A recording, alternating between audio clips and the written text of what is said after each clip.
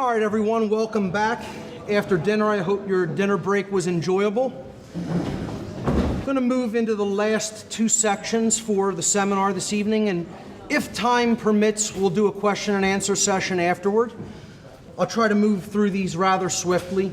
There's not too much material left. Like I said, two sections. I'm going to break down some of the dark occult symbolism in National Reconnaissance Office, or NRO, launch mission patches. And I think after I show you these patches, you'll agree that there are forces at work in government and in these intelligence offices that most certainly have a bizarre religion and a bizarre sense of what symbolism they find attractive, let's say. So again, the NRO is the office that has the least amount of employees working for them officially and the largest intelligence budget allocated to that department. Let's start looking at some of their symbolism in their mission patches.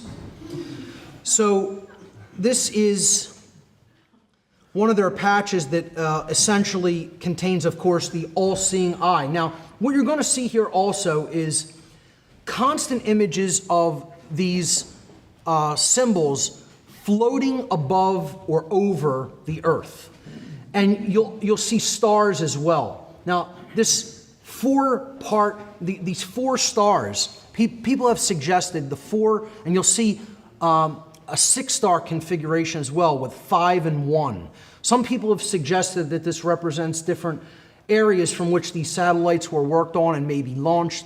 You know, there's an area in the Groom Lake facility called Area 4 or S4. You know, 4 stars here could indicate that. I'm not saying it definitely does. But you'll see some patches with, 5 stars together and then 1 offset. And people think that that means Area 51.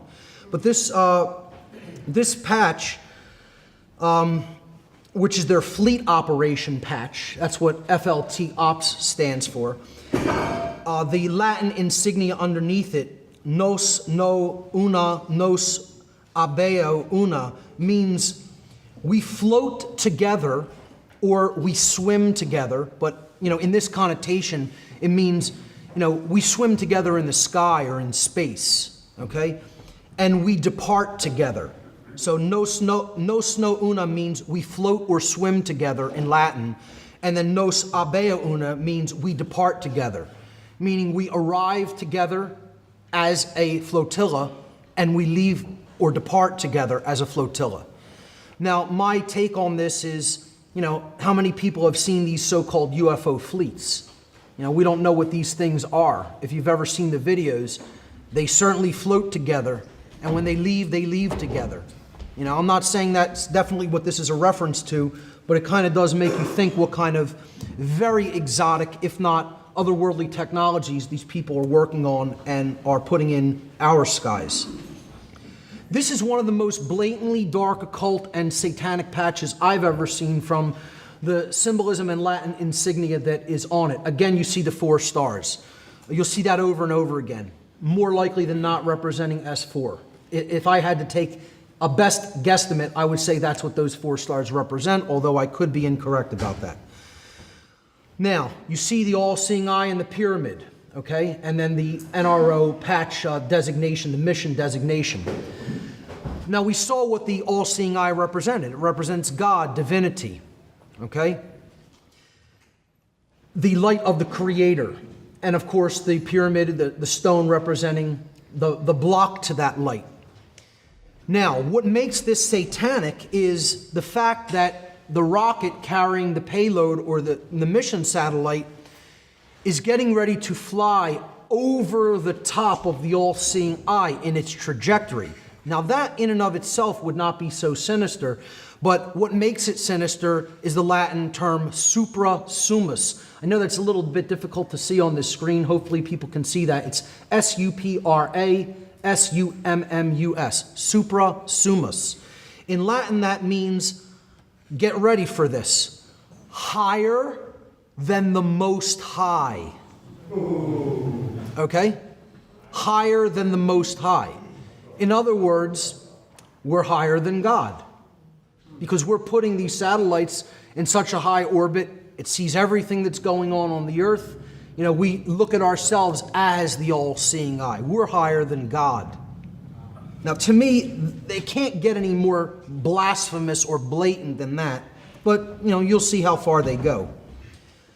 Here's one. Their mission launch was number 32, XXXII in Roman numerals. Of course, that is the last level of Freemasonry before what is known as illuminized or illuminated Freemasonry, representing levels 33 and above. The 32 to 33 degrees in Freemasonry represents the difference between frozen water and flowing water, ice or liquid water. The heat of the sun or the light melts water at 33 degrees and changes it from ice into flowing liquid water. What I wanted to point out here is the blatantly bird-like or reptilian eye symbolism. That's definitely not a human eye in this iconography. We're talking about something that has scales over top of it toward the right-hand side for sure. People want to say, oh, the all-seeing eye on the back of the dollar bill is reptilian. That's from the type of pattern that engraving system that was originally, cut with or engraved with, that pattern that it takes on. It doesn't it represents a human eye, a human styled eye. This clearly is not a human styled eye and has very bird-like or possibly serpent-like connotation to it. Again, I'm going to follow themes with these where we're looking at all-seeing eye symbolism within these mission patches. Here's one, Annuit Coeptus, again, the all-seeing eye very clearly portrayed. Again, you have the number 4 inside the triangle at the bottom. The number 4 or 4 stars comes up over and over and over again in these patches. Again, NROL stands for National Reconnaissance Office Launch, number 32. Again, there's that 32 number as well. Here's some owl symbolism contained in National Reconnaissance patch from 2000, and the phrase, "we own the night," clearly with a reference to being able to see in the dark or surveil in the dark. Okay, we're going to go through some that have blatantly satanic overtones to them as far as Luciferian symbolism or blatant satanic symbolism. So this is launch number 49, clearly with a demon or fallen angel form in it that they have named Betty here. And it's obscuring the sun with its wing, holding some kind of a trident and a wrench in the other hand, with its hair on fire and a serpent-like snake going around its body.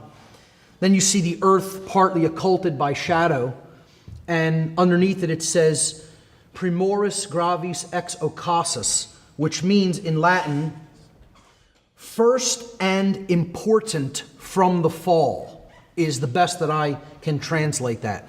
Or first and grave or heavy or important from the fall. Now what that means is obviously very occulted. Now I couldn't tell you what this mission is ultimately about, but clearly there's blatant satanic symbolism in it, and the earth is in shadow.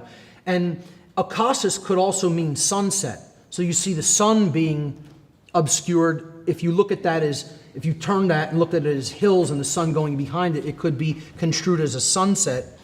And you see the shadow of the earth, representing the line between light and darkness as the sun sets or rises. So occasus could mean the fall, clearly resonating with fallen angel symbolism, but it could also mean sunset or the obscuration or occultation of light. So very clear satanic overtones or Luciferian overtones there. Here's one, NROL 66, National Reconnaissance Office Launch 66, Get Your Kicks on 66, with a clear representation of the Baal figure, the bull, representation of Satan. Again, that's what these Moloch ceremonies usually were dedicated to, the bull god Molech. So that's a depiction of Molech if there ever was one, as far as I'm concerned. Here's one with the Egyptian god of the underworld, Anubis, depicted, looking very sinister with red eyes and, fangs and a, tongue out. And the blatant phallic symbol of the, the missile coming up from the earth. Yep. Here's more blatant satanic symbolism. Pan, standing for ostensibly palladium at night. But Pan, of course, is another demon figure in certain, pagan mythology.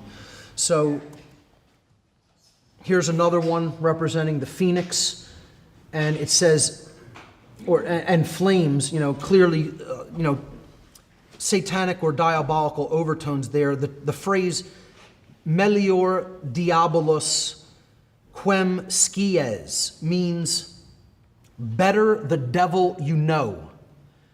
In other words, you'd rather have us doing this than somehow the devil you don't know going out there and doing this. So, we have your interest in mind. You better trust us. Better the devil you know, with the American flag behind the phoenix. Here's one that is a clear reference to dark occultists not wanting anybody to get involved in their business. It's a blatant warning or threat. And this is special projects of the NRO with a dragon coming out of the clouds shooting lightning bolts down. You'll see a repeated imagery of dragons, lightning bolts pointed at or down at the earth. And the Latin insignia at the top says, "Procul este profani," which means away with the profane. The profane are not welcome here, in other words. Okay? Away with the profane. They're telling people, if you're not on the inner circle, if you're not in the esoteric circle, if you're not with us, with the initiates, the sorcerers who do this type of hidden, covert science work, then you are one of the profane and your eyes are not welcome here. For people who want to look into the connections of, NASA and the occult, or, space agencies in the United States in general in the occult, it's a rabbit hole. You could study that for a lifetime in and of itself.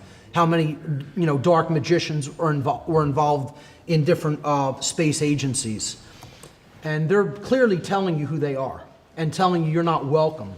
Here's more, so this section is all about dragons. A dragon is a symbol of power, authority, knowledge, hidden knowledge especially. And this one, you have the dragon holding the entire planet, surrounding the entire planet. As if he's either, it's his child or perhaps he's getting ready to eat it.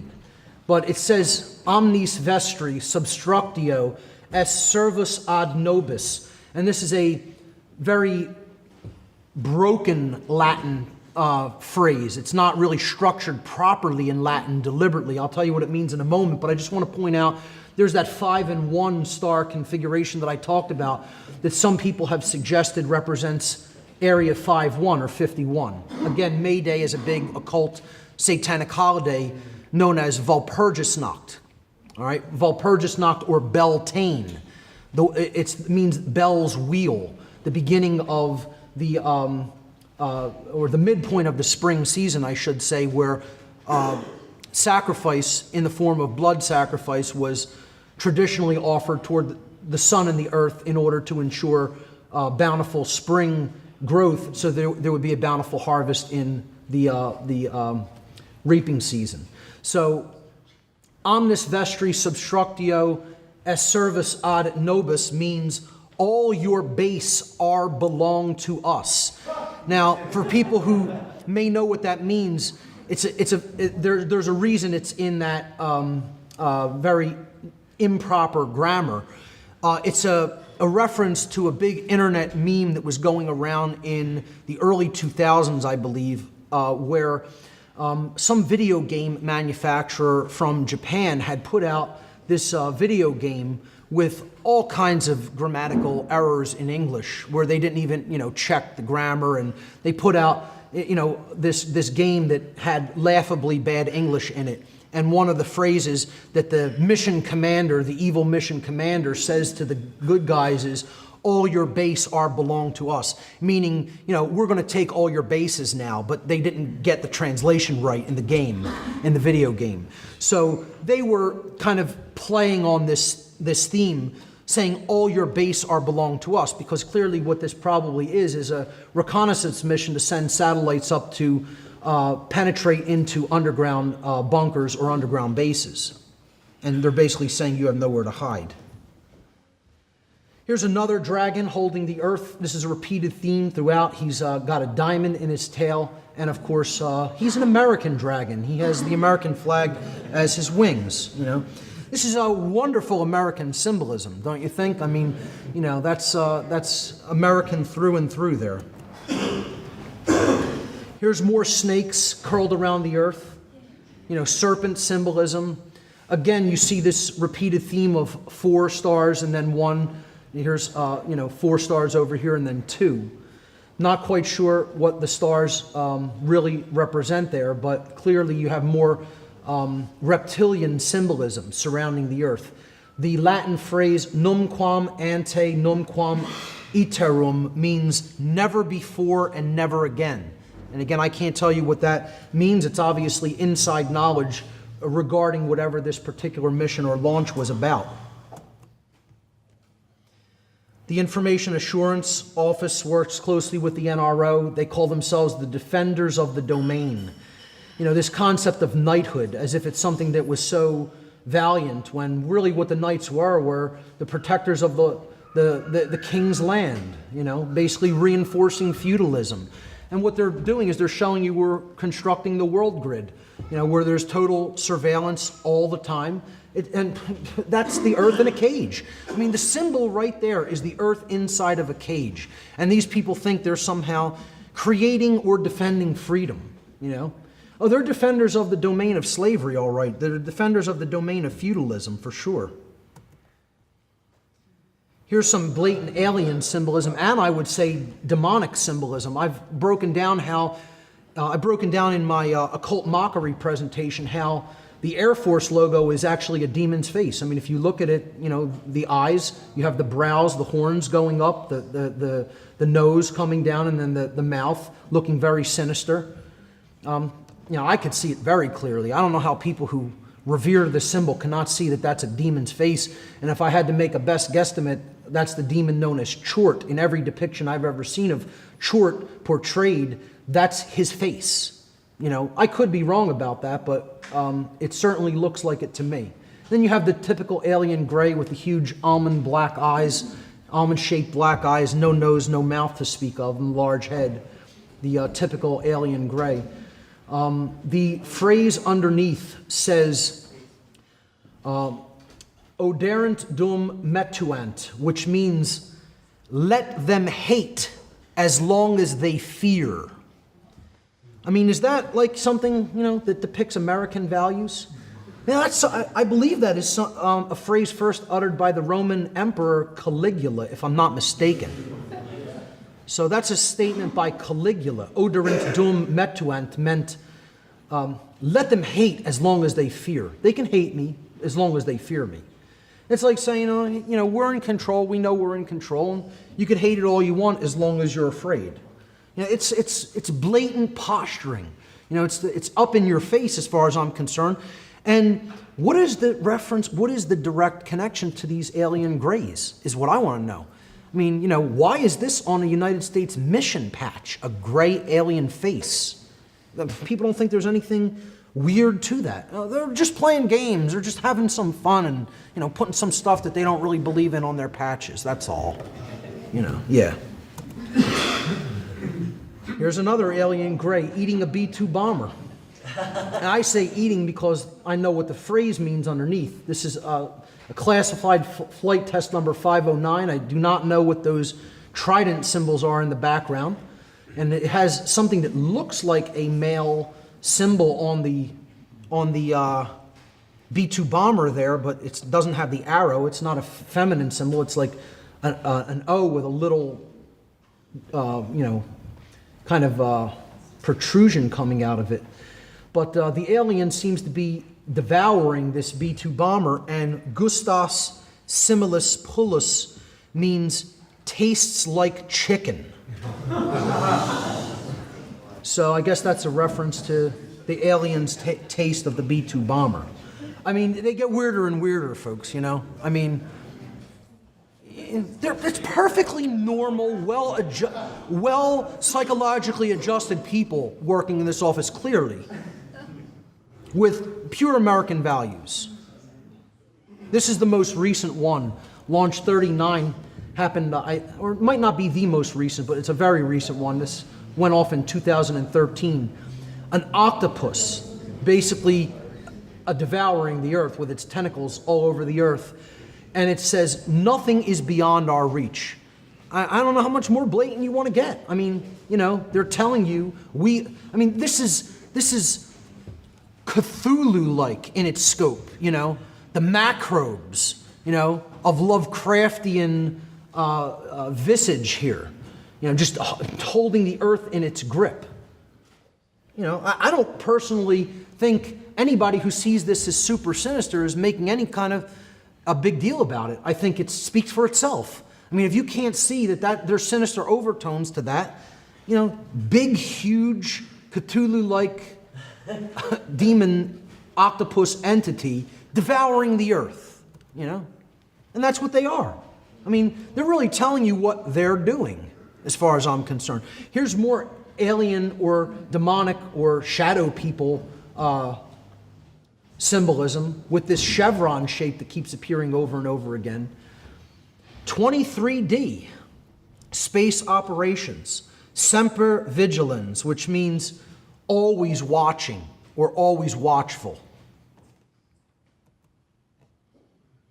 Now I'm going to move into some of these mission patches that deal with clearly occultic imagery, clearly wizard imagery. You know, certain subdivisions of the people within the NRO actually refer to themselves as the wizards, I have heard, okay, through people who have studied some of this, space aspects to the control system a little bit more. They have put forward that there's, you know, certain special mission teams within these organizations that refer to themselves as the wizards or the sorcerers, because they have the highest level inside knowledge about what the actual purpose of these missions are, whereas everybody else is on a need-to-know basis. So they're the inner circle of the inner circle, you might say. And in this case, it's the flight test squadron. You see a sword, a sorcerer's sword there. It's the sorcerer sending a lightning bolt down to the mountains. He's in some kind of a chevron-shaped craft. He's holding that O-shaped thing with the little protrusion coming out of it. You know, I can't tell you what that is because I don't know. And, you know, he's casting some kind of a spell, and there you see that star configuration once again, the 5 and the 1, repeated again. And, you know, if anybody sees anything that I don't, I'm welcome to interpretations. Email me or, you know, just get a hold of me afterward and, you know, tell me what you thought or what you saw. If I missed something or didn't touch on something, that's fine. Please do bring it to my attention. Here's more wizard symbology. This whole section will deal with wizards and sorcerers. They don't have anything to do with the occult, these people. Don't worry about it, folks. It's completely innocent. These people are not occultists. They're not dark occultists. They're not involved in this in any way. You know, he's again holding a some type of a scepter, presiding over the earth. Again, there's that lightning bolt. You have the craft sending some kind of a satellite into orbit. 1 star over the wizard's hat. I don't know what the letters CW represent, but the Latin translation of Arcana Imperii is imperial secret knowledge, or secret knowledge of the empire, you know, because we have an empire, right? You know, this is an empire. It wasn't intended to be a republic. We're an empire, and we have the secret knowledge of the empire is what they're telling you. You know, they're the wizards who have the secret knowledge of how these covert sciences really work. Here's more wizard, electric wizard symbology, I guess you could call this. Over and over again, lightning bolts pointed at the earth. This is all about, I feel, scalar technology. and the ability to create energy systems at will.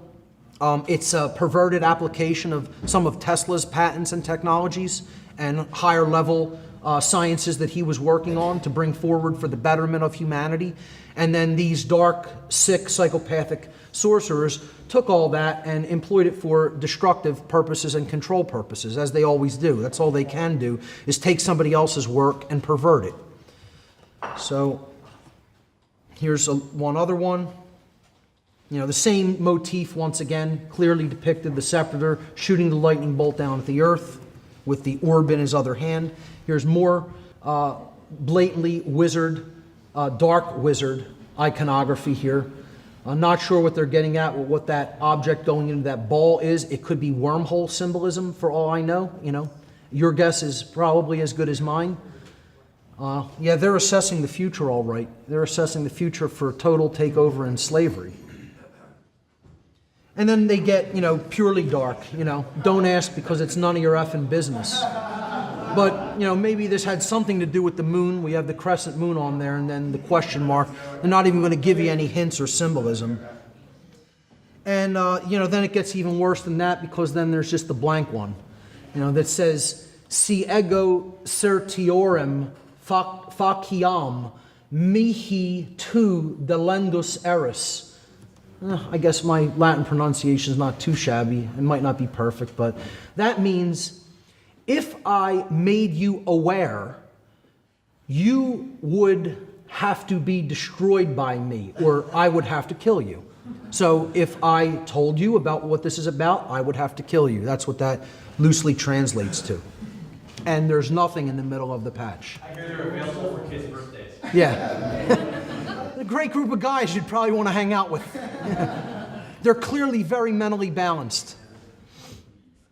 Okay, so look, in that section, for all I have to say is if anybody looking at the occult symbology of those patches doesn't understand that at the highest levels of intelligence and government in this country, you have people who are involved in a sick religion. I don't know what to tell you. I mean, they're telling you. I don't need to say a word. They're telling you right there. This is the last section for today, and if time allows, I will take some questions at the end. I just want to briefly mention, we do have a raffle that we were running. There's 3 prizes that I'm going to be giving out at the end. So if people want to make any last-minute raffle tickets, Barb has them at the desk. I'll take a little bit of time after the finish of the lecture, and then we will hold a raffle drawing. We'll do 3 prizes. 1 prize will be a DVD of your choice, 1 prize will be a t-shirt, and 1 prize will be a combination, a t-shirt and a DVD of your choice. Those will be the 3 prizes for the raffle. So I just wanted to mention that. I apologize for forgetting to mention that at the beginning of this section like I was supposed to. But the Tarot's major arcana, the self and the universe revealed in symbol. Okay, now I'm going to do this in a very simple way, but I'm going to try to tie together a few different occult traditions in this section, namely the Tarot and Kabbalah, and help people to understand how occult traditions cannot really be studied in isolation. They have to be studied with respect to each other. This is critically important when it comes to how these traditions cross over, how their symbolism all interrelates with each other. And I think if you really understand how I'm going to lay this out, some people will have seen me do this in my own podcast, but I'm going to lay it out in a little bit nicer of a way for this presentation. If you can really understand the correlations between these symbols, this section is so powerful. When I understood this, when I studied the Tarot in conjunction with the Kabbalah deeply enough to make this connection, with the help of some other occultists and researchers, it's like it was beyond an epiphany. It was beyond an aha moment. It was like, it was beyond getting chills up your spine. It was, it was like the top of my head completely blew off, Epiphany is an understatement when it comes to it because you realize how powerfully interconnected the people that made these systems were with this knowledge.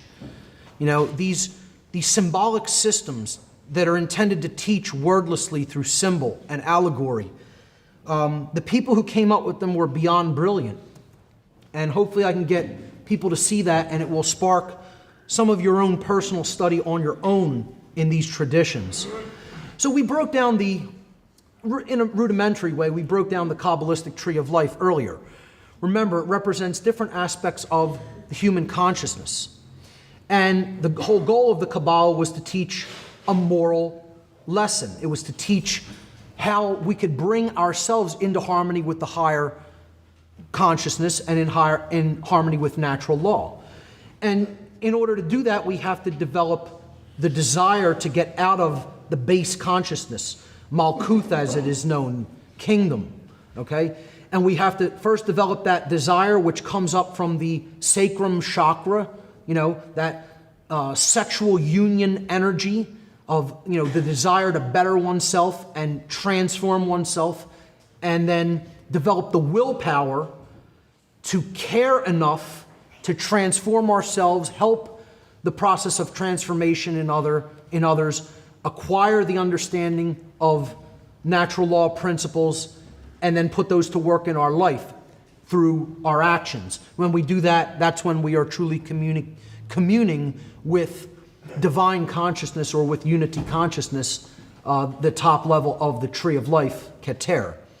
Again, we talked about the correspondence to the Vedic system of chakras and how these systems kind of like had some interplay with their symbolism. What I want to do here today is show you how the tarot must be studied in conjunction with the Kabbalistic tree of life. They're inseparable. They go together and can't be studied in isolation from each other if they're to be truly understood. Now, how many spheres are on the tree of life? 10. 10 major sephirot, right? The sphere called Da'at was not one of the sephirot. It was considered in the Kabbalistic tradition the place from which the tree grows, or the origin of the tree. It is the essence of the tree, and it represents knowledge. The word da'at in Hebrew means knowledge.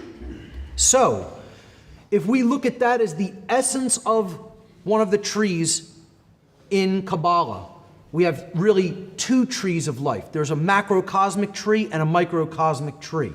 These two trees are talked about in biblical symbolism in the book of Revelation. All right? And what they really represent is the microcosmic tree of the qualities of the self, and then the macrocosmic tree of the qualities of nature, of the universe.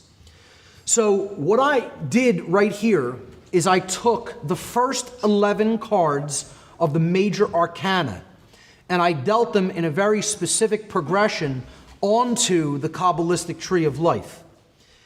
We're going to do the same for the second 11 cards with the macrocosmic tree of life. All right?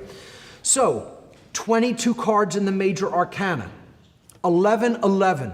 There's another very spiritual number, a very significant synchronistic and synchromistic number, 1111.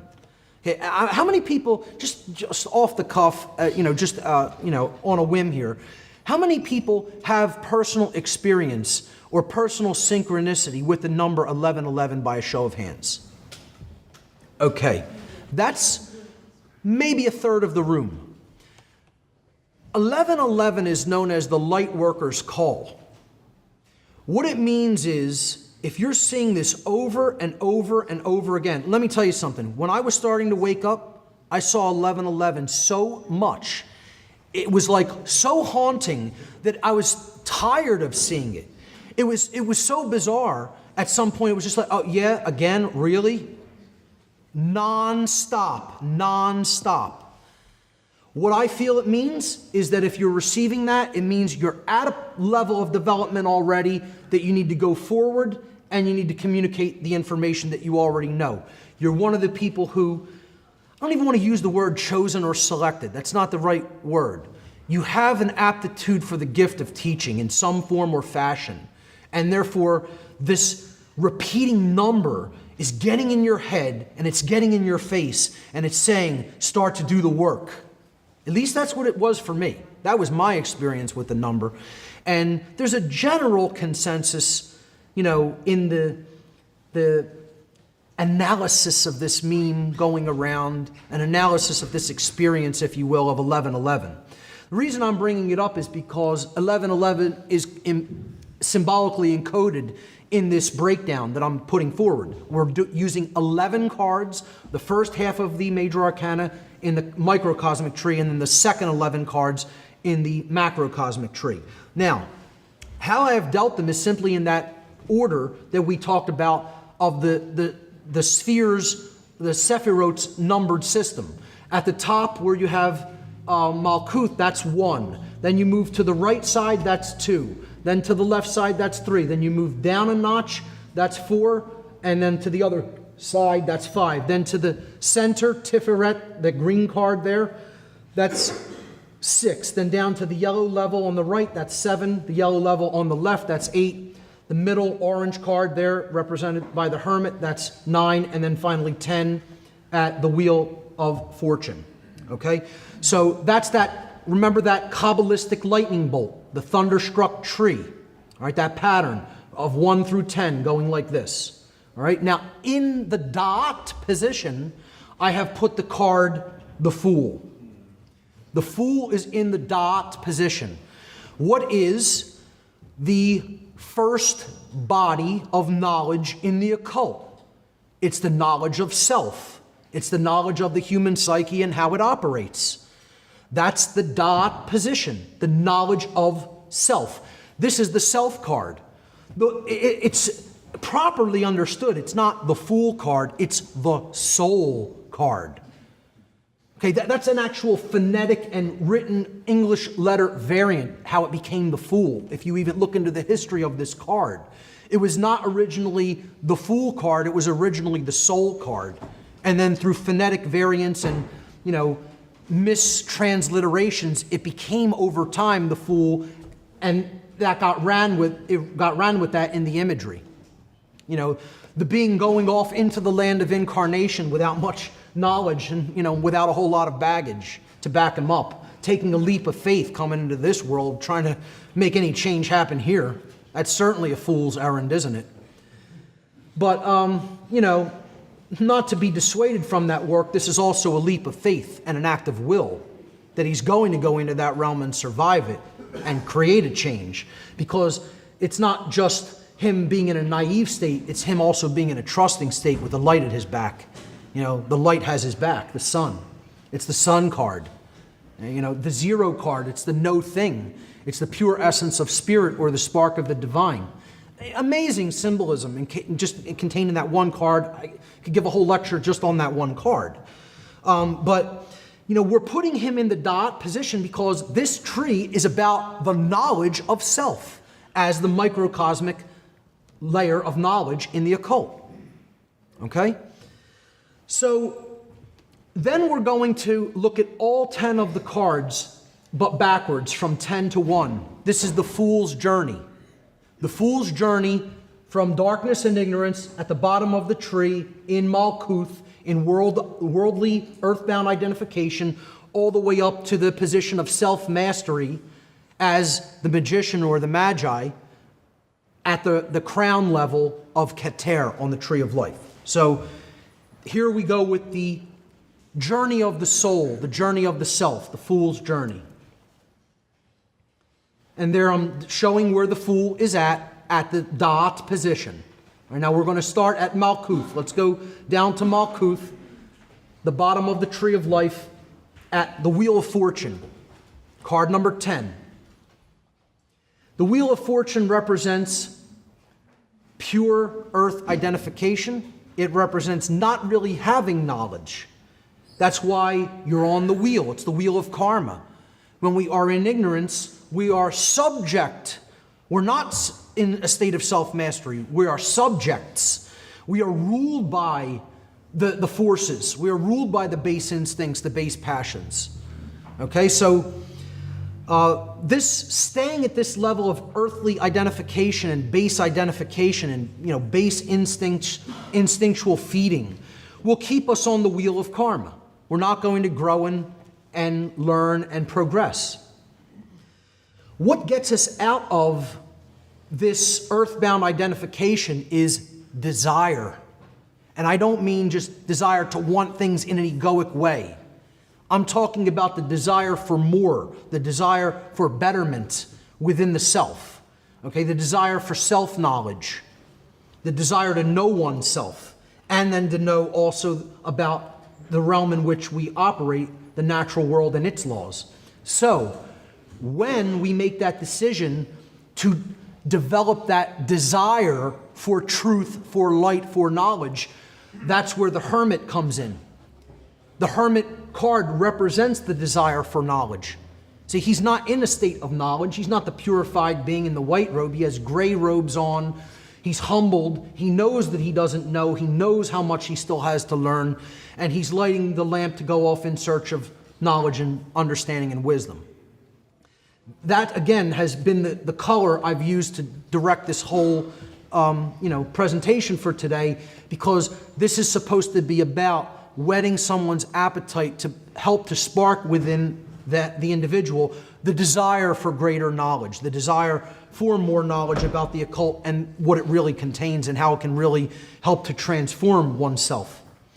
So that's what we have to aspire as a species to become. Then we could start making progress out of Malkuth. And there's desire within a good number of people. Like I said, if I thought it was hopeless, folks, I wouldn't say a word. It can still be done, even at this late hour. It's a matter of will we do it, So let's move to the next card at the 8 position. And this would be, we would be at the solar plexus chakra level on the tree of life at this point. Again, this is a dualistic chakra. This is a dualistic level of the tree of life. There is on the feminine pillar, which is depicted on the left side of the Kabbalistic tree, there's the internal qualities of the self. And on the right-hand side, there's externalized qualities. So you have to look at that pillar going up and down the left-hand side, those 3 cards, that's known as the pillar of severity. But in Kabbalistic terms, what that pillar represents is internal qualities. It can represent darkness as well, if you look at it from a certain perspective. That which is not readily seen, which is on the inside, that you have to penetrate a little bit deeper to see or to find. And then these 3 cards on the right-hand pillar, the pillar of mercy, are the more masculine or active properties of the self, as we'll see. Okay? So at this level, this is the courage or strength card. And the 2 aspects of will, there's an internal quality, which is courage, right? Courage is developed within. Then you have to do something in the external world to bring courage into manifestation, to act upon it. And then we go to the next level and we see that's the chariot, which represents will in the tarot. So you had the one card with the woman holding the lion's mouth open fearlessly, which represents courage. Okay, that's an internal feminine quality. Now you have the masculine quality of getting things done in the real world, the will to act. All right, so these are both the solar plexus will center, but the dualistic aspects of it. One is an internal aspect, a feminine aspect, and one is a external or masculinized aspect. All right, we're going to move up to the Tiferet card, which is the heart chakra. Tiferet is beauty. And again, there we have the symbol of the heart, the lovers. The symbolism is so consistent. It's so consistent when you learn this arrangement of cards. The people who developed the tarot deck clearly studied it in conjunction with the ancient Hebraic systems, Kabbalah, and even older systems. And these cards clearly were around long before even those traditions, because they came out of the ancient Comitian tradition, as many researchers, not the least of which was Michael Tessarion, has done a lot of work to establish and end that debate, hopefully. But The generative principle is depicted here, the union of the male and female. It's not just about sexual union, we're talking about unifying the masculine and feminine aspects of self, such that we develop true care, the generative principle. And again, that is the Lover's card depicted right in the middle of the Tree of Life. This position, the Tiferet position on the tree, every card is connected to. Every card has direct path, line of sight to the Tiferet card, because that's the central focus of the tree. The generative principle, the heart, is at the core of everything. What we care about enough to do in our life or to put into manifestation in our life is actually what gets done and gets manifested. And that's why it's called the generative or creative principle. Let's move up another level, and we are at the severity Sephirot. Geburah, the Hierophant is there. Now, this card is placed on the pillar of severity. It's at the sphere called severity, Geburah, and this card represents working with the self, actually motivating yourself to change. And that's why it's called severity. It's like the parts of yourself you have to whip into shape. The parts of yourself you don't want to be kind to because you want to change. And those qualities you should want to change. The dark aspects within us that we need to work upon. That's what this card represents, getting in and working with. That's why it's the Pope. It represents internal religion, getting the reins over those dark aspects of the self. This is a card representing self-control. Religion's one of the control systems, but true religion can be a motivating force if we're guiding our actions toward truth, if the religion is about truth. So this is about self-control. This is about reeling in the aspects of the self that we need to reel in. When we move to the mercy Sephirah, which is Hesed, we see that in that position we have the Emperor card. And again, this is the twin aspect to religion. We have the state now, the Emperor. So you have religion and you have government. Now, this card represents mercy. Okay, this is about how are you going to influence other people around you. The other side of this, again, we're at the throat chakra now. So this is all about the voice, right? What kind of internal voice do you work with within yourself? The dialogue that's going on within you, okay? What are you telling yourself? How are you motivating yourself through your internal dialogue to change? That's what the severity card was about, the Hierophant. Now we're at the mercy card. We're turning that external to the self. This is the masculine side of the tree of life, where we're saying, how do you influence others in the world? Once you've arrived at a certain level of knowledge and understanding and care, how do you work with other people to help them to manifest change in their own lives? And that's why the Emperor it's the symbol of state, because it's the thing that does influence, quote unquote, control toward others. I'm not saying that means you want to go out and try to control everybody else, but it's the symbol of external influence, let's call it, whereas the Hierophant or Pope is the symbol of internal influence upon oneself. I hope that's clear and makes sense to people. We're coming up now to the next chakra, which is the third eye chakra, representing true intelligence. So we have a feminine aspect to that and a masculine aspect to that on the two sides of the tree, respectively. The Empress is at the top of the feminine side of the microcosmic or soul tree of life, the personal aspects of the tree of life. This is the Binah Sephirah, and Binah means understanding. Understanding is an internal quality, as we talked about. It's what goes on within yourself. You take in the knowledge, you process it through mental processes, and then you come to a level of understanding internally. So this is the feminine aspect of understanding, which is an internal process. And you could also look at that as a right brain or sacred feminine quality. The high priestess, while of course depicting the goddess, in this case the goddess Isis, is a feminine figure on the card. This card represents the top of the masculine pillar on the tree of life as an active quality. The goddess represented wisdom, and you see her between the two pillars, similar in Freemasonry, Boaz and Jachin, or Yakin. And of course, these are corollaries to the pillar of severity and the pillar of mercy in the Kabbalistic tree as well. So, again, Freemasonry, Tarot, Kabbalah, they all have to be studied in conjunction with each other. They are not separate sciences. They're really, again, many paths to the same destination. It's a different way of explaining correspondences and knowledge, but you get to the same end result. So the High Priestess card is actually wisdom.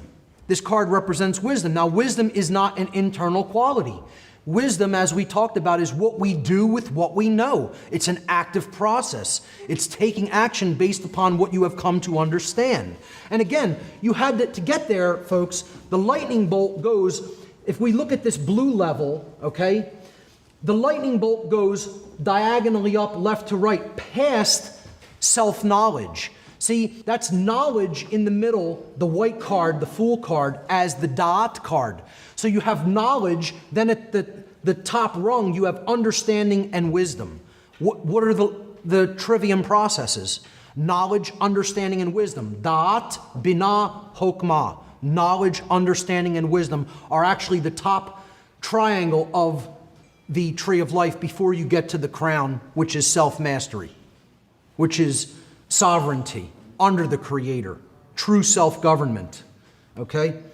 So, again, this High Priestess card, sacred feminine iconography on the card. She's holding the law, Torah, right, in between the two pillars as the balance point. And she represents wisdom ultimately, which is a masculine quality regarding action, what we do with what we know.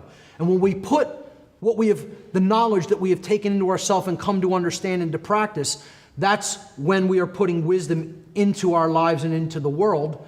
And that's when we move toward the highest level of consciousness, self-mastery, sovereignty, true self-respect, true self-love, actively being involved as a magician in this world.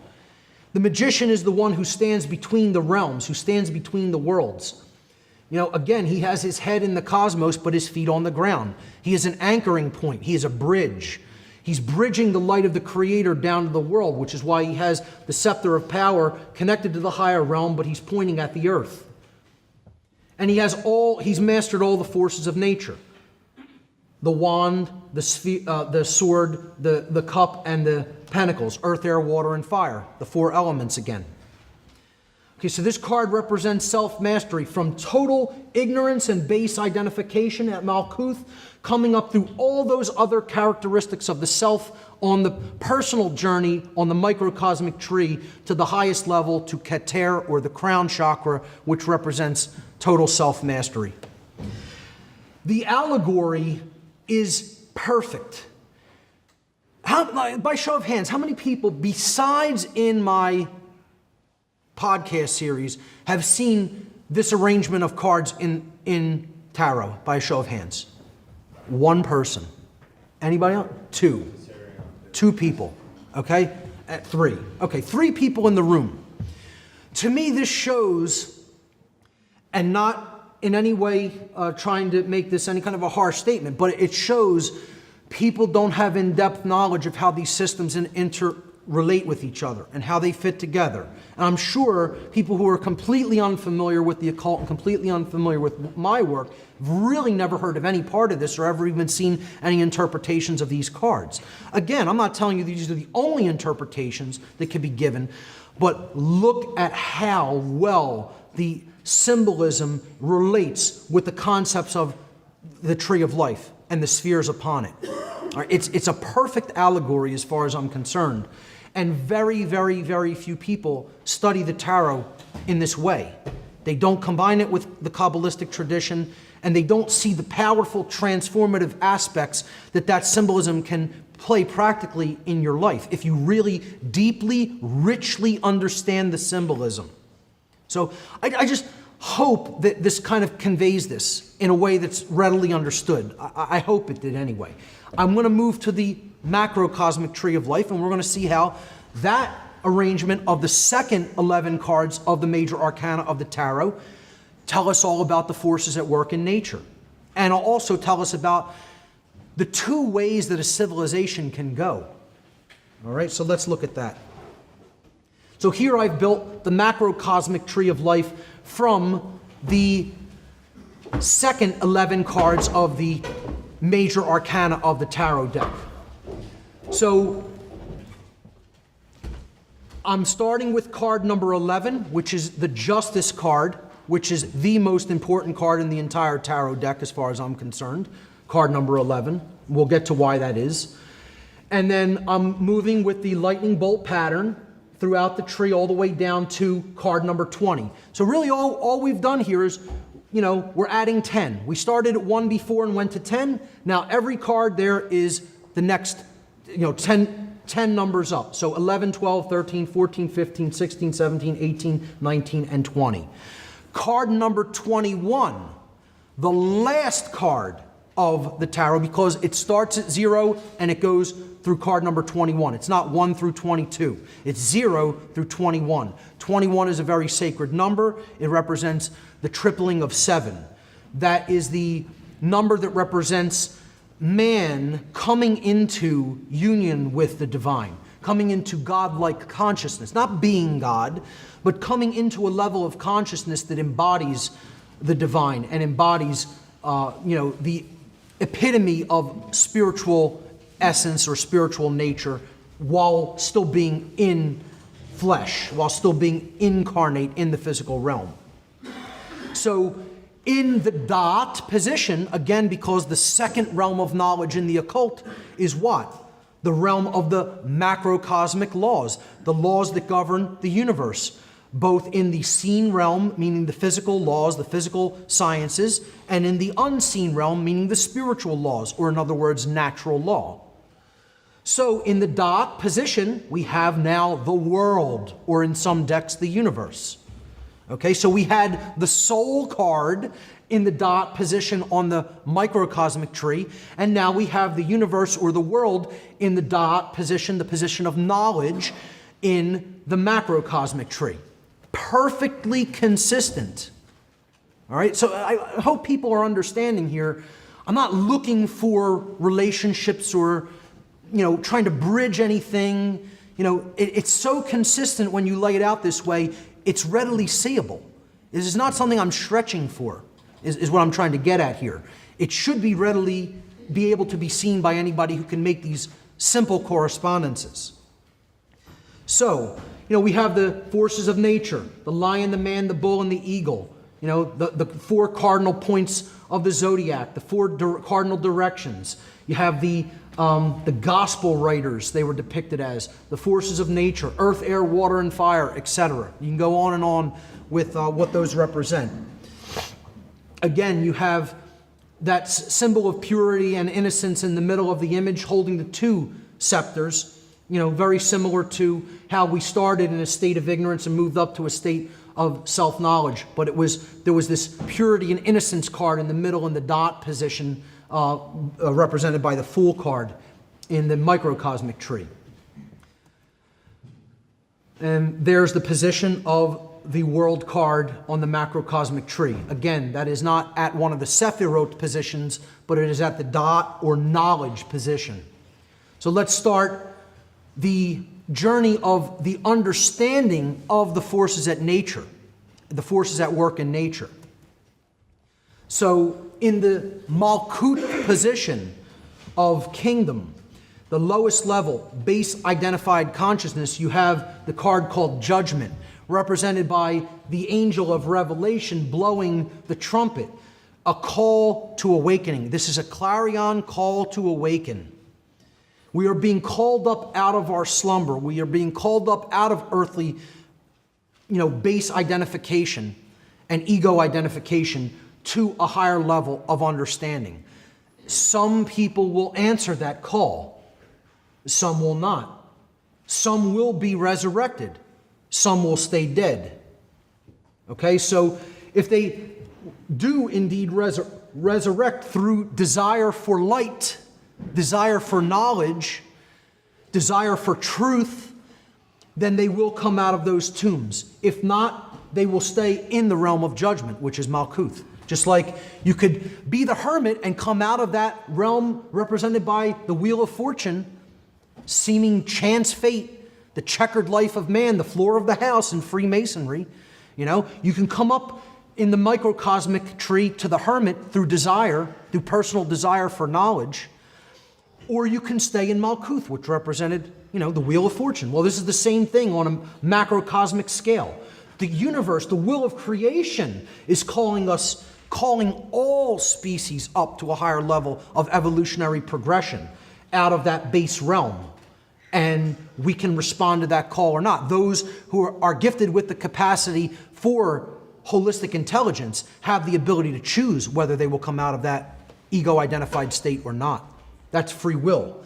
I would say this card represents free will in and of itself.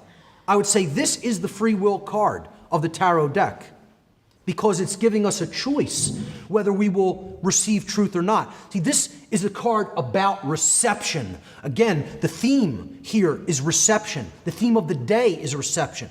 Reception of truth, reception of knowledge. The word Kabbalah means reception. It means proper reception, the proper way to receive, the proper way to open up one's mind and heart, you know, to the knowledge of the cosmos, to the knowledge of the self.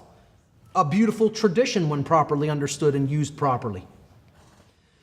This I consider the free will card of the deck. It's saying you have free will to transform yourself or to stay deadened.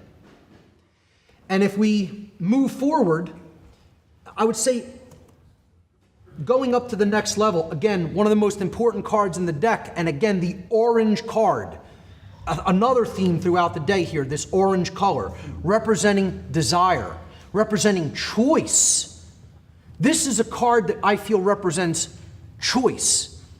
The card represents the light, knowledge, truth, the sun. Again, we saw all of that in the symbolism section. That card is the truth card. What's the light that's calling us up from that Malkuth position that the angel's blowing the trumpet for behind her head? It's the light, it's the sun, it's truth. This is the truth card of the deck. But it also represents a choice because the paths converge from that point. And yes, you could still see we're going to make our way up in the lightning bolt progression to get to the top of the tree. But the microcosmic tree is slightly different than the macrocosmic tree is slightly different than the microcosmic one because this card represents a choice point. Will you receive truth? Will a civilization receive truth or not? That's what this card is the choice point for. It's the truth card. And it's the choice of whether we will receive truth or not. Now remember, there's the path of severity to the left and the path of mercy to the right. In this arrangement, I do feel that there is a negative connotation on the left-hand path and a positive connotation on the right-hand path, as we will see when I further break this down. The left-hand path going from this point forward represents the rejection of truth. The right-hand path up the tree represents the acceptance of truth. Okay? The middle pillar represents the choice point that we have to either receive or not receive truth. And then the middle card there, as we will see at the Tiferet position, means the care to change. Ultimately, that's the change card. All right? So if we decide to not receive truth, to reject truth, we go to this position. Okay, so this is the moon, which again, symbolically represented in Freemasonry, that darkness side. You can look at it as a feminine symbol, a piece of feminine symbolism as well. But in this connotation, It means night, darkness. These creatures here in the traditional interpretation of this card, it means ignorance. This has traditionally represented ignorance in the breakdown of the symbology of the moon card. And I would suggest that's what it means here in this position. It means we have not chosen to receive the truth. Conversely, on the active side of the tree, the pillar of mercy, the star card represents all of the other lights of the heavens that are suns. And as such, this is the alchemy card. It represents that we have decided to accept truth into our lives and integrate it.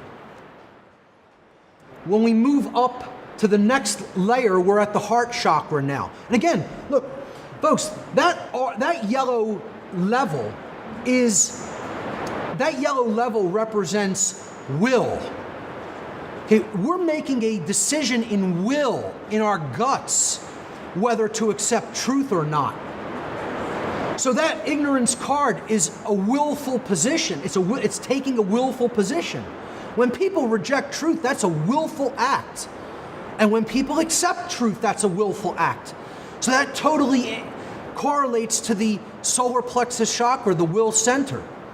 But now we're moving up to the heart chakra. Again, a unity chakra, right? The heart, the generative principle, what ultimately drives change. The generative principle is what creates change in our lives and in the whole society. So this is the change card, and this card itself is neither negative or positive. It simply represents change, often sudden change. Because once truth is either accepted or rejected, sudden change follows. And I think the choice point that, this symbolically really represents, I think 9/11 was one of the defining hallmarks of our time. And the rejection of that truth, I think, has set humanity off onto the left-hand path. We have to care enough to bring it back to that, point of accepting truth, and maybe we can get up the other side, up to the middle at the top at some point. But, the symbolism of 9/11 here is actually very overt, actually. The thunderstruck tower. Sudden change could be for the good, could be for the bad. Either way, change is coming. The universe abhors a vacuum and abhors stagnation. Change is always happening. Now we're moving up to the next level, the throat chakra. Again, you have severity here. What follows the rejection of truth as you go up that left-hand side? Self-imposed slavery under dark forces. This is where humanity's at. That's where we're at now because of the level of truth that we've rejected. And I always point out, as do other researchers who have deeply studied the symbolism of these cards, the chains are self-imposed. They're loose around their neck. They could take them off at any time. He's not holding them there with tight chains. Those chains could be easily slipped off over the head. They want to stay in their chains because they want to remain in their ignorance. Truth has been presented, it is there, and they've rejected it. And therefore they're ruled, they're owned. So that's the devil card. Conversely, the other side of the tree represents what could happen if we make the other choice. If we accept the truth of creation in the form of the light of the sun, and we start to go up the right-hand pillar, this is the pillar of mercy, the middle of it, the mercy card, the temperance card, then we're on the road to sovereignty, the road to the crown, right? Everything is flowing. The being is becoming enlightened. This is the freedom card of the tarot, whereas the devil card is the slavery card. So we have the call to awakening and free will at the bottom. We have truth, the sun card. We have the rejection of truth, the moon card. We have the acceptance of truth, the star card. We have change, rapid onset of change, the tower card. We have the slavery card, the devil card. And now we have the card that represents freedom societally. Once we have accepted truth, we can have that state of consciousness, freedom. We move through the knowledge card, which is at the dot position, the world, the knowledge of natural law, the knowledge of the universe, and we get to the final expression of the pillar of severity, death, extinction, stagnation, entropy. This is what ultimately results, the foiling of the evolutionary process. That's what happens when we go up the left-hand path of rejection of truth and slavery, ultimately leading to death, extinction, and undifferentiated chaos at some point. Now, this is the entropy card of the tarot deck. That's the force that this card ultimately represents, the death card. And you're seeing he's mowing down all the institutions. No one is safe. Everyone is going to go. This is the cataclysm card. You know, like we talked about in the theosophy section. Eventually, you know, nature abhors when we continually reject truth and, you know, pollute ourselves and the world, and eventually it comes in and cleans house. It's the weeding process that can happen and will happen should we not change. So that's the entropy card. Now we go to the opposite side, the active side of the tree of life. And this is the syntropy card, the ordering force. The hanged man is not a negative card. It's probably one of the most powerful and positive pieces of symbolism in the deck. This is the enlightened man who is doing the true will. I would call this the true will card. You know, that's the initiate. That's having accepted the truth, having gone forward and worked to create freedom. And now this is the true evolution of consciousness. That's what this force represents. The ordering principle, the evolution of consciousness at the top of the pillar of mercy. This is the evolution card. This is what I would call the syntropy card, the force that counteracts the force of entropy and chaos. This is the order card of the deck. Such powerful allegories rolled into all of this symbolism. I mean, the people who put these systems together, you know, all I'm doing here is providing an interpretation. Imagine the level of consciousness of the people who built these systems of symbolism and allegory and interconnection between them. You know, we're talking about a whole nother level. And then we get to the highest force in creation, the force that governs it all, natural law, justice, the king on his throne that can never be unthroned, can never be dethroned. This is the force of truth and will and freedom and love and evolution and law in nature. It's the will of God card, you could call it. It's the boundary conditions of the Creator card. Again, in my natural law seminar, I put this card forward as the card of the tarot deck, which represents natural law itself, because that is what it is. This is what the dark occult wants to dethrone and usurp the position of. They want to be God. They want to be the law. Ultimately, that is the most important card of the entire tarot deck because it is the law card itself. And this is the understanding of natural law is ultimately the only thing that can resurrect this species and put us onto a new path. That is what the dark occultists don't want us to understand, which is why I have always referred to the knowledge of natural law as the most occulted knowledge on the earth. And I'll end this presentation the same way I ended last year here in Connecticut by saying, the law is king and can never be dethroned from its proper place at the crown, at the highest level of creation and the highest level of authority in the universe. This is the only authority that exists in the universe, natural law. Ladies and gentlemen, thank you so much for your kind attention today.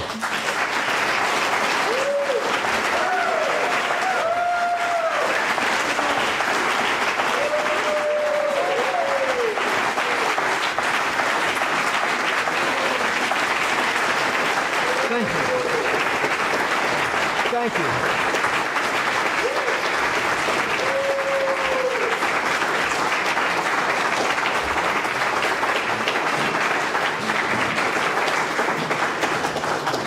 Of course, that Latin phrase there, lex rex, simply means the law is king. We'll open up the floor to some questions, and I'll take a couple of questions, then we'll take a little bit of a pause, and we'll do the raffle drawing. If we can turn on the lights, because I don't think I need the slides anymore from this point forward, so I could see the audience a little bit, that would be great. Great. Yes, first question, go right ahead. Speak up really loud because we don't have a microphone to help other people to hear, so really project your voice as much as possible. It's actually not a question, it's a strong suggestion. Okay. The symbol, the O with the dash. Yes. Whenever it appears, it's slided. Okay. And the normal is devil's pitchfork, it's a sonic. Hebrew for Samaya. Interesting.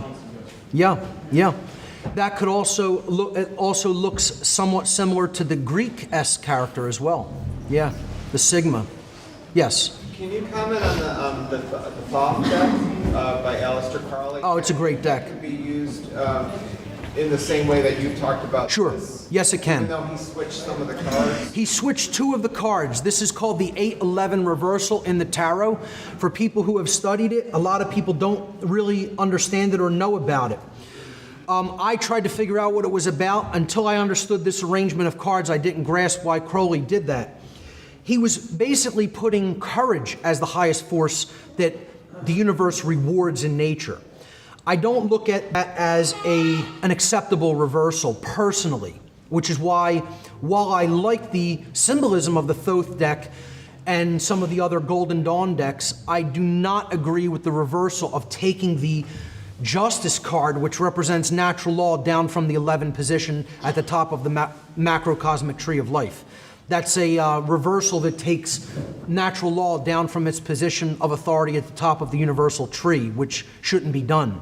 I do understand why certain magicians looked at that reversal as a good reversal, because they felt that courage was dead in humanity and that courage needed to be crowned the king. It's like in the Wizard of Oz, my Wizard of Oz presentation, I talked about this reversal because the cowardly lion is crowned king in the Wizard of Oz, because they're saying only when we crown courage as the king of humanity is anything going to change here.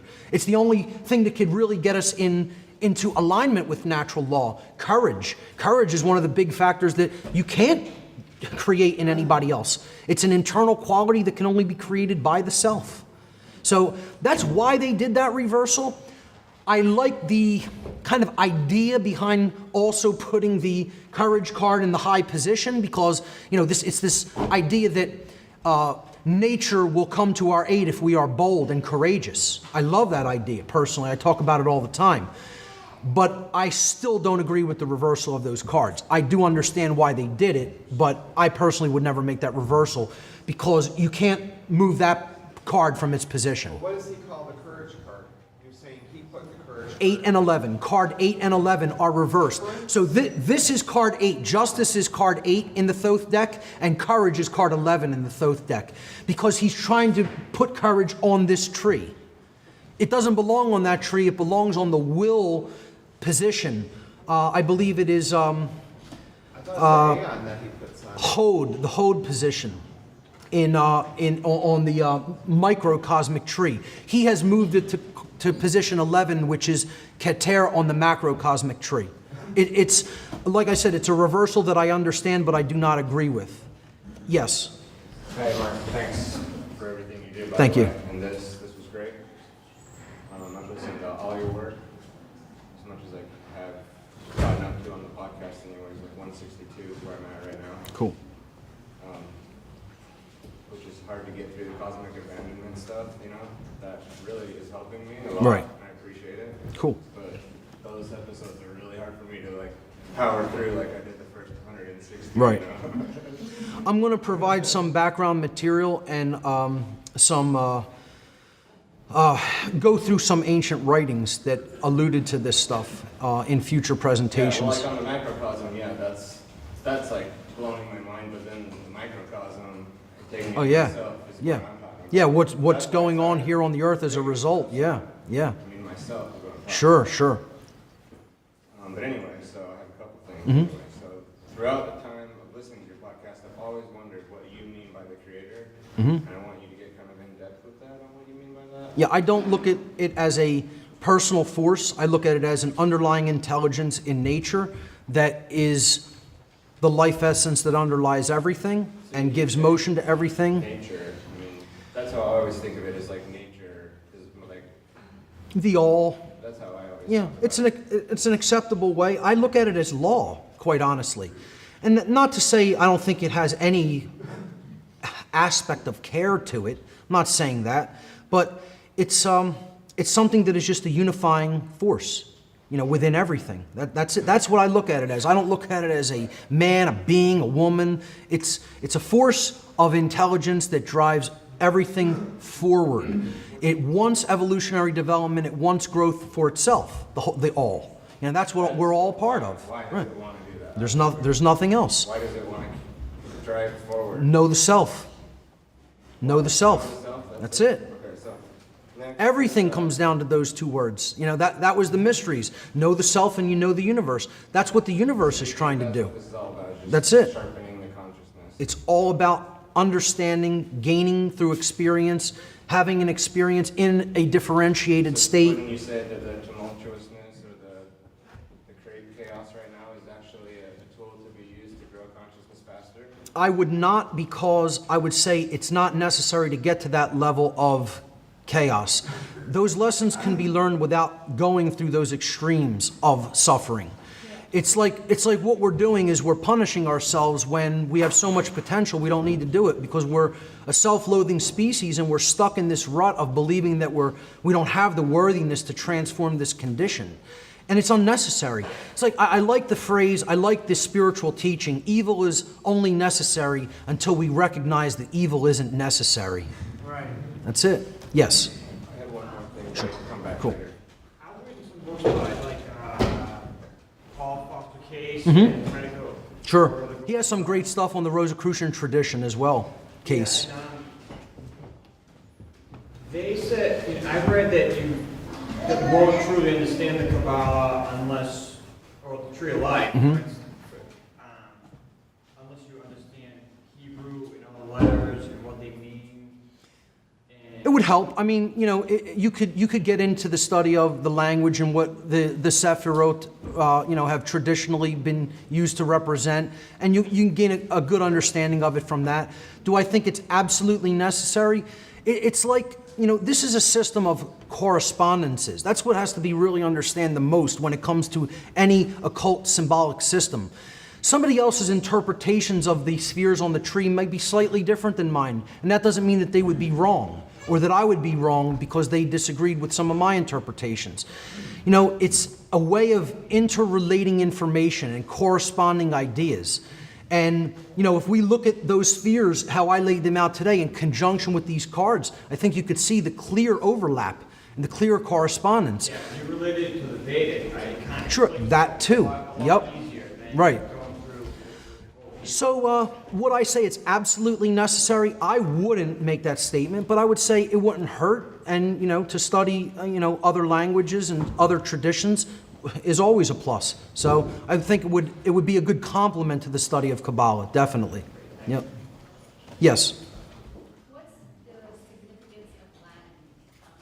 Seems to be used in sickness, use it, legal system, use it, it's incorporated in the magic books. Why do they use Latin opposed to, say, another language? It's the root of all the Romance languages, and that means that it's ultimately one of the biggest etymological roots of the English language as well.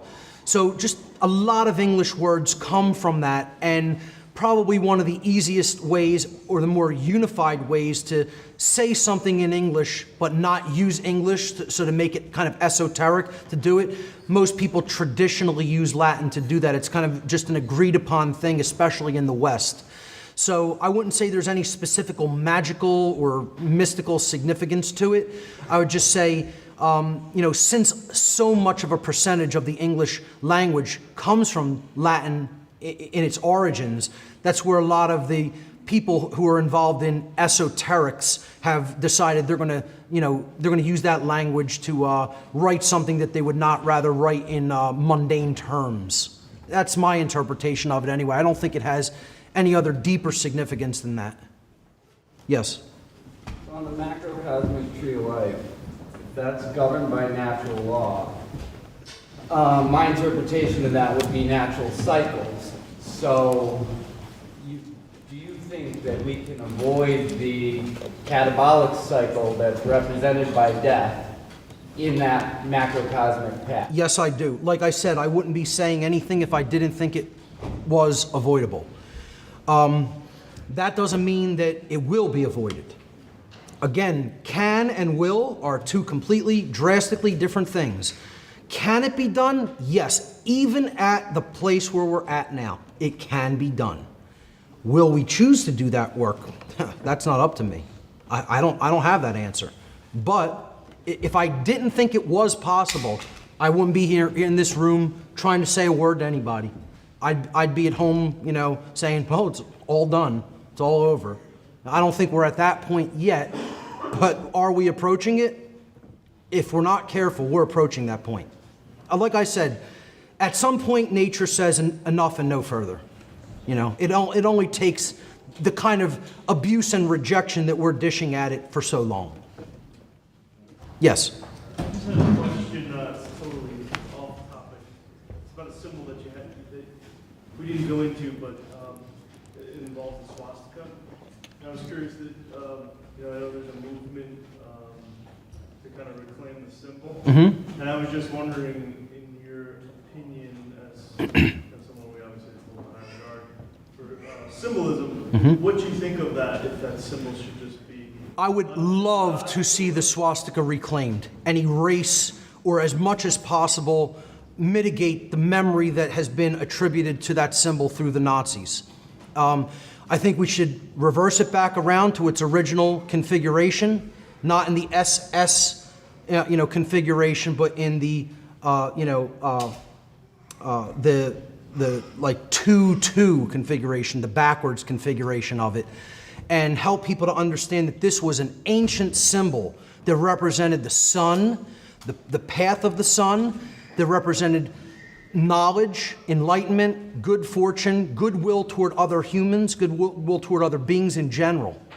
And in the Vedic tradition, when it was used as such, and even in the Native American traditions when they used it, this was a symbol of hope. And I feel it should be completely reclaimed. But people should do it in a way where they really explain how it was used before, explain how they are reversing it, that it was reversed by the dark occult orders that, the dark occult Teutonic orders that came in pre-World War II Germany and essentially took that culture over and then worked through, dark occult forces to bring Nazism into that region of the world. And, they should explain how that happened through the occult, and they should explain what this symbol originally meant and how it was pillaged. And then hopefully people can, quote unquote, take that back. I'd love to see it happen. Are there too many people who are closed-minded to allow that to happen and just see symbols in a totally unidimensional sense? Maybe. But I'd personally like to see it happen. I'm all for that. Yes? So 1111 is a very positive connotated number. How much time? 7:30, a little after 7:30. Okay. I'll do like maybe five or so more questions because I want to preserve my voice a little bit. It's already feeling a little bit rough. But then if you want to make an announcement regarding where we might want to meet up or continue discussion afterward, if anybody wants to go, But you still need to do your raffle. Oh, the raffle too, So right. why don't you take All right, I'm going to take three more questions after this, gentleman. So you and then three more. Then we'll do the raffle, and then we'll probably have to break after that. So go ahead, continue. So 1111 being a really positive connotated number of calling nature, Is there an inverse to that? That's basically a, hey, you were going right, but you made a mistake, turn around. I haven't seen a synchromistic number that kind of put that forward. Maybe 9/11. Maybe the number 9/11. You know, if I had to pick one number that maybe if you've seen and seen a lot that may be trying to tell you you're not on the right path, my guess would be something that is equivalent to 92, 911, because, you know, that's the number of failure of will. No, the number of will is 93 in the occult. Yes? I have a quick, I want your opinion on something Mm-hmm. in terms of action, because I know you preach a lot about taking action. Sure. And I know it's an information age, so anybody can build a website or whatever. Mhm. But I'm sort of a beginner in this whole, and I'm, learning stuff for myself, thinking for myself, trivium and so on. Mm-hmm.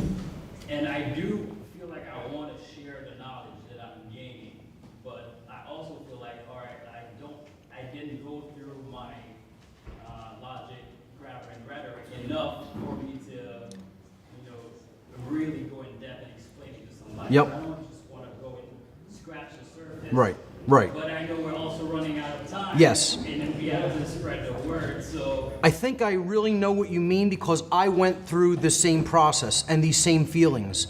My best advice to you is don't wait too long. Don't wait too long. I'm not telling you if you feel like you're not really ready to just immediately do it. Prepare yourself and then get out there and do your best. I feel like I waited too long. You know how long I sat on a lot of this stuff that I've known for a long time and didn't say a word until somebody, put a foot in my ass, And I kind of beat myself up over it for thinking back on it and saying, why did I wait this long to do this? So. Well, I know how you feel, because I know a lot of people, even just going through the path is, you know there's something wrong, and you're questioning it, and then, I guess for most people, at least for me, is that, somebody said something and it just clicked, and you're like, okay, well, that's what it is. Right. Then how do you know that, again, what's the minimum action to take? And I know you have to take action, and of course, first thing you want to do is like wake up the people next to you, and they're like, oh yeah, I would say don't look at it in terms of minimum action. Look at it in terms of best level of effectiveness from where your skill set is at. That's my advice. I would say target what you know the best, what you're the best with as far as material goes, and then use the skills that you're the best with to target that information to whatever audience you're going to put it forward toward. And I would say don't wait too long, but I would also say don't rush it either, but don't fall into the habit of second guessing yourself and waiting too long. If you feel you're knowledgeable on something, share it. I'll do 2 more questions. Yes. Mark, thank you for having the courage to do what you're doing. Thank you. My question is, having a deep knowledge of this information, these esoteric traditions, the dark occultists, or the people who use this in a dark way, Right. don't they realize that they're actually enslaving themselves through this, and they're creating an environment around them that they'll never truly be free? Okay, I will answer this by telling you direct knowledge of the mindset of some of the dark occultists, namely Satanists, that I worked with in my past. Their worldview is such that the laws of nature that govern moral or immoral behavior, in their mindset, in their worldview, means that the whole universe is a prison to them. That is their worldview. This is the dark occult worldview. Anybody that thinks that the entire system of nature is a prison thinks like a dark occultist. I do not have that worldview. That's a poisonous worldview. The laws of nature are not here to enslave us. Because I live under the laws of nature, I am not a slave. I am a sovereign being operating in the unity of nature, period, under the laws of the Creator. That's a positive worldview as far as I'm concerned. That's an accurate worldview as far as I'm concerned. Here's their worldview. The laws of nature are in place. We know this. Therefore, we also know we cannot do whatever we want without consequence to ourselves. We hate this. We reject this. We will not live under this law. Okay? We are going to turn that law on its head by getting other people largely to do our dark work for us as order followers. As such, they will take the brunt of the natural law effect or karmic effect of the actions, the behaviors that are taken. We will largely be insulated from that karmic consequence because we didn't actually take the actions. And they're correct. This is another reason. One of the main reasons people hate my work, some people who hate it, really hate it, is because I tell them the dark occultists are not going to have the level of karmic debt and the brunt of karmic consequence that an average order follower will. The average ignorant order follower who is a know-nothing house slave, who doesn't care, all he cares about is a paycheck, all he cares about is pushing people around to make his absolute low self-esteem, prop it up and make himself seem like some kind of a badass, okay, is going to take infinitely more consequence from the universe than a sorcerer who completely knows how he's manipulating that being's consciousness like a puppet on a string, yet does not actually lift a finger to physically perform a harmful action to another living human being. And I'm telling you that's unequivocally true. And people hate me for saying it.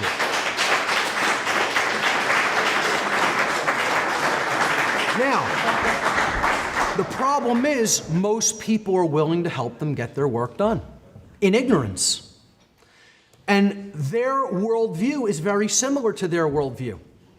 Everything's dark, everything's bad, people are bad by nature, And what the dark occultists think is, this is a prison, Earth is a prison, the universe is a prison. Well, we got our little corner of the prison where we're going to be the gang thugs of. We're going to rule in hell instead of serve in heaven. That's the whole satanic / dark Luciferian ideology in a nutshell. If you understand their worldview and how they think, you understand they don't care about having any kind of karmic consequence done unto them. They want to have life extension technology, so they push that off as far as it can be pushed off.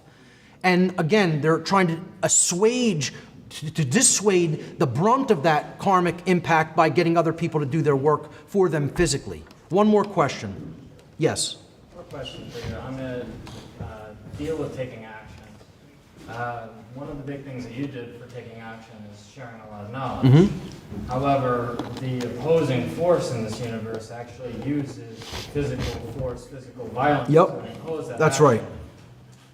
Is your stance that we should just be sharing knowledge to basically defend ourselves against that, or should we actually use physical force when the time comes to actually counteract? Let me tell you something. Anybody who isn't a very heavily armed human being is a stupid human being. That's all I have to say. I'm a well-armed person.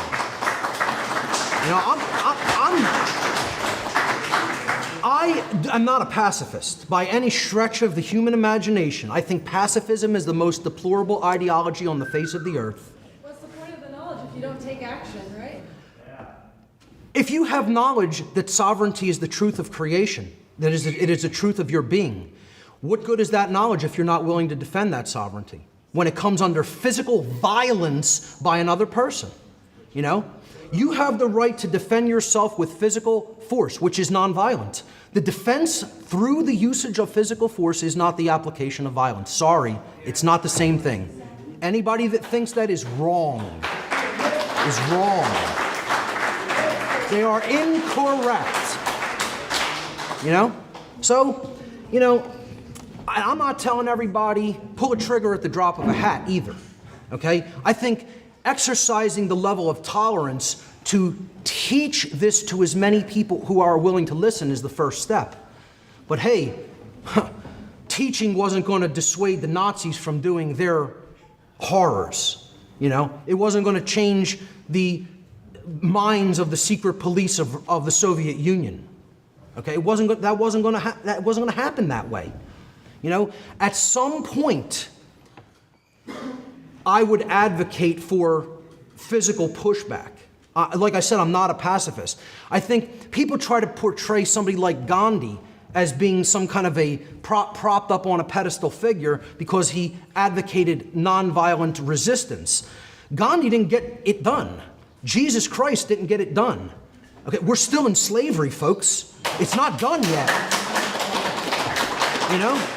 I'm not saying don't learn from those figures either. Okay, but Gandhi once said, and this is what a lot of people who take his ideology as in support of a pacifist ideology said at some point in his life, if we had guns to resist, it would probably be a good idea to employ them, but we don't have them. They let them take them all. They let the British Empire take all their weaponry. It's the same thing. This is something I'm going to also hammer on my work in the future. I'm going to be getting more deeply into gun rights than I have before in the past. I'm going to really try to emphasize the importance of what the Second Amendment was intended to be. I'm not a constitutionalist either. I think all government is an illusion. All government is, a coercive system. But the concepts contained in the Bill of Rights, some of them I think embody natural law principles, particularly the Second Amendment. Just following with that question. Don't you feel that if we go too far pushing the knowledge without taking like an affirmative action and actually kicking back the force that's hitting us, like flat in the face? Hey, we Mark, don't actually go it's now. 7:45. Okay, great. We'll do the raffle in 1 minute. I'll just answer this brief question. This is one of the reasons I don't really too much support protests, because people come to protests with no teeth. Right, not protest. And the cops bring violent weapons. I'm not interested in that. When you want to protest where you're going to back up your right to speak with teeth, I'll be there. But if you're not, I don't want any part of it. So, when people understand, you need to say, I have not only a right to speak, but I have a right to stop you from stopping me from speaking. Then we'll be making progress. Those beings don't have the right to stop you from free assembly and speech, which are natural inherent rights.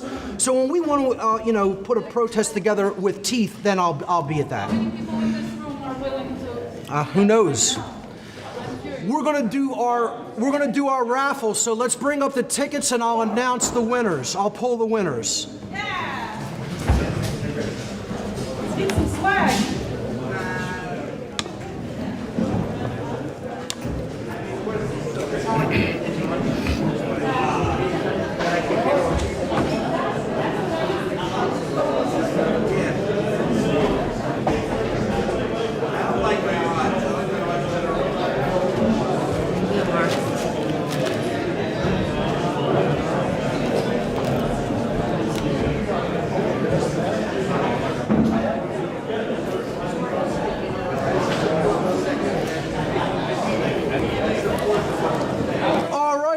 I'm going to draw the first winner.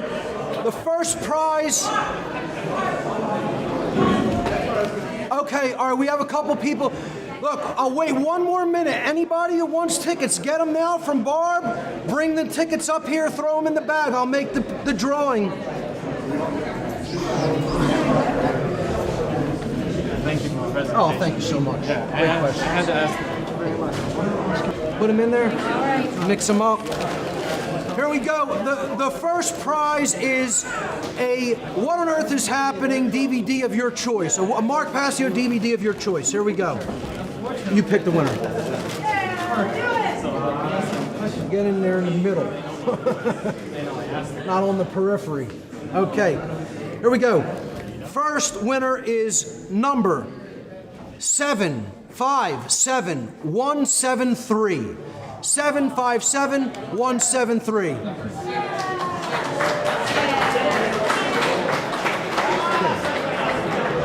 Give him whatever DVD he wants. Okay. Just check the number. Okay. The last one buying. Great. Yeah, right? Okay, you're going to get a DVD of your choice from up there, a single DVD of your choice, okay? I'll pick the next one. 757161. You get a t-shirt. A free T-shirt of whatever size you want. Oh, she gave us 2 T-shirts. And they gave us 2 T-shirts. Great, and then great, great. They made up. That prize was a free T-shirt of whatever size you want. 757. This is for a T-shirt and a single DVD of your choice. 757-152. 152. There you go. All right. And they get the T-shirt and the disc. T-shirt and a disc. Single disc. I was gonna say, what's got you, man? Thank you. I just started buying stuff and